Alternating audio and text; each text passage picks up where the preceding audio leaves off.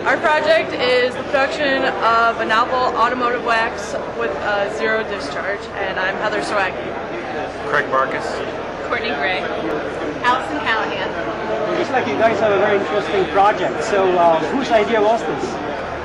It was really a joint effort, I think. We had an ideation session one day, and we all were really just trying to figure out some way to utilize soy or corn in something that people use very regularly. And we actually did 2 ideation sessions because we found out our first product was actually already in use. So we came up with the car wax after that one. Great, yeah. So why should we care? This actually outperforms competitors that are already on the market as far as contact angle, which you can look up here. Our placket Berman design, we experimented with 4 different formulations and came up with one that outperformed ones that are on the market. Contact angle of this is 74 degrees, and competitors on the market are only 64. So you have this very interesting term called zero-discharge. What is it? Zero-discharge is our effort in order to decrease the output and the carbon footprint of our plant.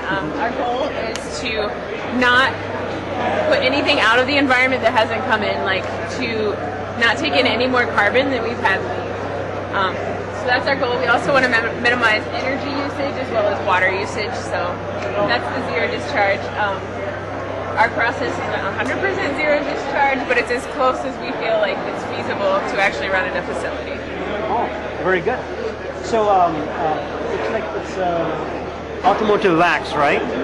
So do you think it's going to replace the existing? It has a possibility due to the shortage of petroleum products and everybody's using it for their cars and there's other uses for it. The possibilities of an all-natural wax taking over the market are ripe for the pickings. Right now, since this is an all-natural product, even the high viscosity xanthan gum is a fermented product. It's all renewable. We can always grow more of it. If we need more, we can always just plant more fields. And there's some fields that are line bare, some fields that are corn. You can increase soybean production, you can produce more of it that actually help out. So I think it's useful. It looks like you guys are well on track to make it commercial then, or? We're looking into making it commercially. A lot of the equipment, we've priced equipment from actual manufacturers. And most of the equipment we're using is actually already within the plant itself, so they wouldn't need a lot of new equipment. They'd be able to add it onto existing lines.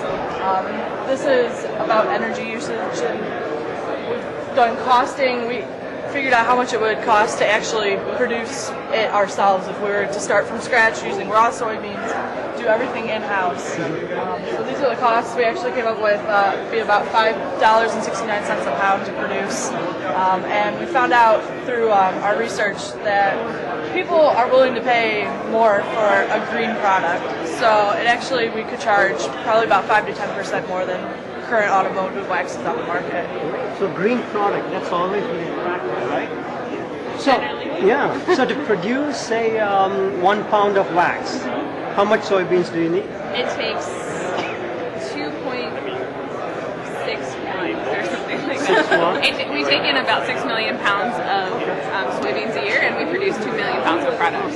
So say 2.61 pounds of soybeans minus 1 pound of wax. So where's the remaining 1.6 pound line? Sure. Actually, the soybeans are mostly made of oil. Not mostly. They're only about 19% oil. So we actually produce 5 million pounds of meal from that. So as part of our zero-discharge, we're going to use that meal and we're going to sell it to companies that produce animal feed as well as fertilizer companies. Will you give some for the department if you make a profit? They want to buy it. Yeah, they want to buy it. We'll actually have to talk to the Purdue Research Foundation as of yesterday. They now own the patent. They own it. So there is a patent on this. We have a provisional provisional patent. patent on it, yes.